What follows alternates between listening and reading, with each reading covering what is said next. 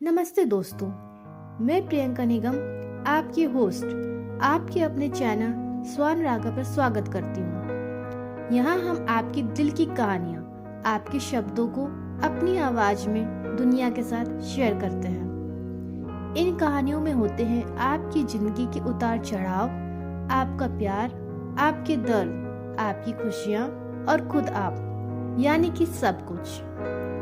आपकी कहानियाँ सिर्फ शब्द नहीं है, ये दिल की धड़कन है और धड़कनें कभी छोड़ी नहीं जाती। तो इस कहानी को आखिर तक जरूर सुनिएगा। तो तैयार हो जाइए एक ऐसी दुनिया में जाने के लिए जहाँ हर शब्द एक एहसास है।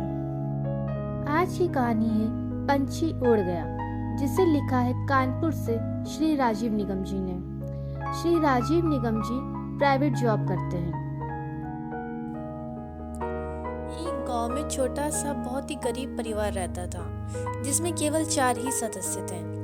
परिवार का मुखिया बाकीलाल, उसकी पत्नी सुलोचना व उनकी बड़ी बेटी पूजा और छोटा बेटा करण थे। बाकीलाल को फालिज मार गया था और उसकी पत्नी सुलोचना, जो दूसरों के घर में बर्तन साफ करती थी और पति की देखभाल करती थी एवं घर का खाना बना के सबको खाना खिलाती थी, और जो भी खाना बचता उसे खा के आराम करती, नहीं तो पानी पी के सो जाती, जिसकी वजह से उसका शरीर पीला पड़ रहा था, क्योंकि खून की वजह से वो एनीमिक हो गई थी, जिससे एक रात जब वो सोई तो सुबह उसकी मृत्यु हो गई।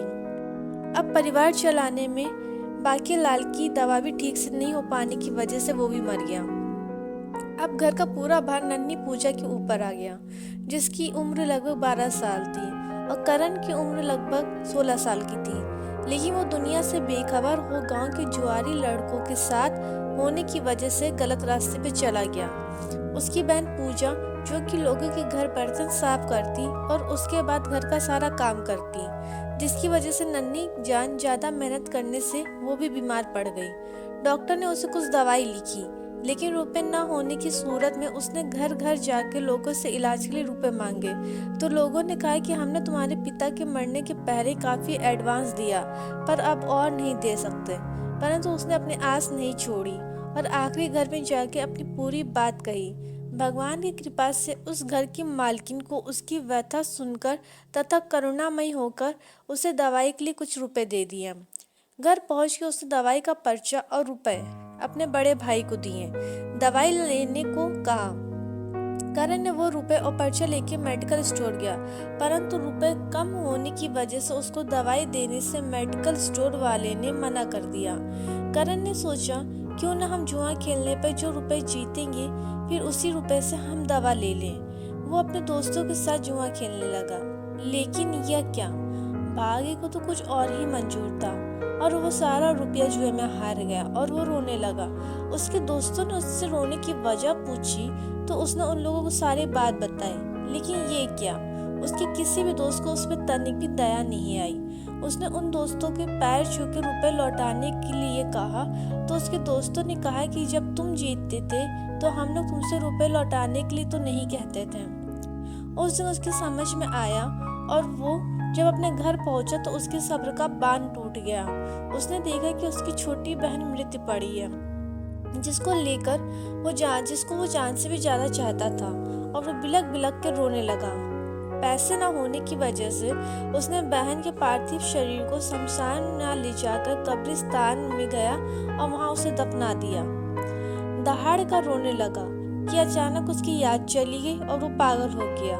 उससे अपनी सुध बुध खो बैठा और रात को वो अपनी बहन की कब्र के पास बैठा रहता था, और जब भी सड़क पे आता तो गांव के लड़के उसे पागल कह के उसे पत्थर मारते, जिसकी वजह से वो लहूलुहान होकर लड़खड़ाते कदमों से बहन की कब्र पे आ जाता।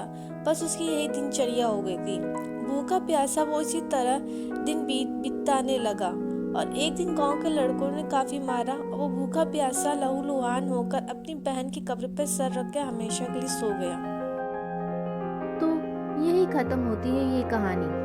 बताइए कैसी लगी आपको? वो कौन सा हिस्सा था जो आपके दिल को छू गया? आपके शब्दों को सुनने के लिए हम हमेशा तैयार हैं। वीडियो पसंद आया हो तो लाइक जरूर कीजिएगा, अपने दोस्तों के साथ शेयर कीजिएगा और कमेंट करके अपनी राय जरूर बताइएगा। अगर आप भी अपनी कहानी बताना चाहते हैं तो डिस्क्रिप्शन बॉक्स में लिंक है, वहां आप अपनी कहानी के बारे में हमें आप बता सकते हैं। और हाँ, अगर आपने अभी तक चैनल को सब्सक्राइब नहीं किया है तो नीचे लाल बटन दबाकर सब्सक्राइब जरूर कीजिएगा। मिलते हैं अगली कहानी के साथ, तब तक के लिए अपना ख्याल रखिए। शुक्रिया।